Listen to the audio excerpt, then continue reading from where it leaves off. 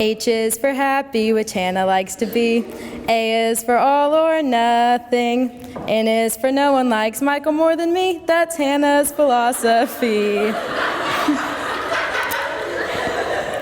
In a couple of words, Hannah's classmates described her as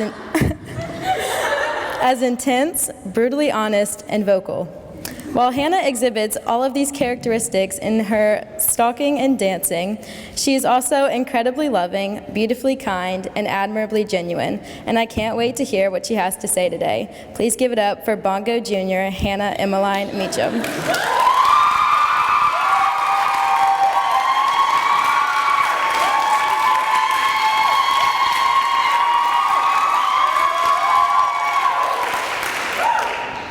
In 6th grade, I was lucky enough to score an assigned seat in English class next to the guy, nay, the man of my dreams, Harrison Spiller.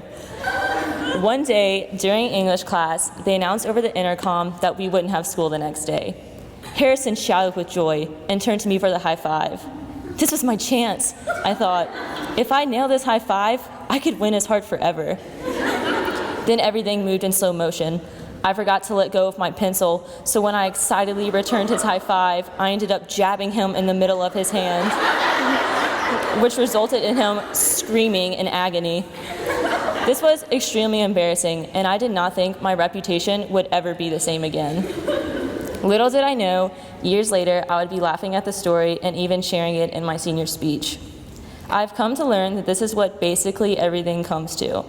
What we think is so major and important actually ends up being nothing in a matter of years.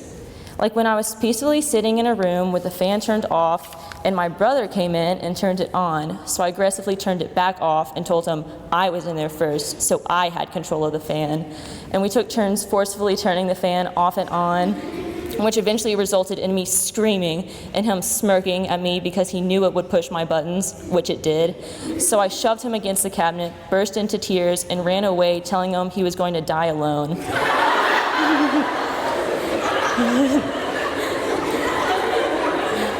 Although this incident severely affected my mood, now I realize how silly we were being. That fan wasn't going to matter in a week or a year. That's the perspective I've taken. What is actually going to matter in a couple years? Last year, I spilled an entire vanilla bean frappuccino all over a cool MUS senior's new Gucci shoes.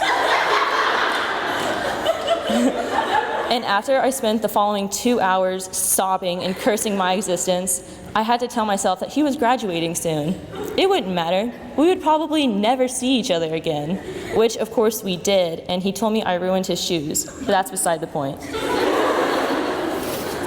We live our lives so distraught over what people will think, but realistically, they're not going to remember in 10 years. So why should we care so much?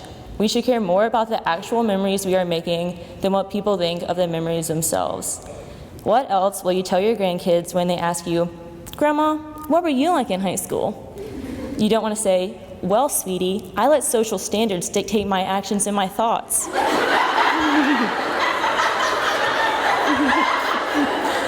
You want to say, "Actually, I was the bomb diggity. I wore a fanny pack and people called me Bongo Jr." I will concede that nowadays we are a little better about not caring. We justify little bold actions with the phrase, "YOLO." For instance, just messaged Michael on Instagram, YOLO. Or Michael just blocked me on Instagram, YOLO. This is good. However, this confidence needs to extend to bigger things because you do only live once. If you know the future holds impending death, why not do everything you want to do?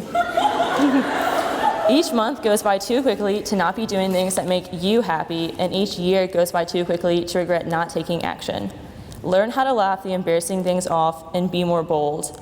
Rather than making fake scenarios in your head but never actually doing any of them, sitting anxiously while your friend's beautiful track star brother is in the same kitchen as you, I say, go for it.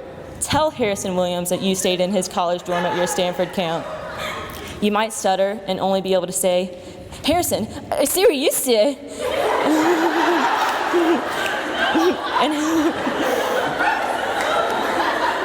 and have to have Julia verbalize your befuddled thoughts and distract him from your sweaty red face. but it is worth it. It is another memory that you can tell down the road rather than thinking, darn, I wish I had talked to him, or I wish I actually went through with that. There is a Dr. Seuss quote that I used to think was so cliche, but is very true and applicable, and I want to end on this. Be who you are and say what you feel, because those who mind don't matter, and those who matter don't mind. Thank you.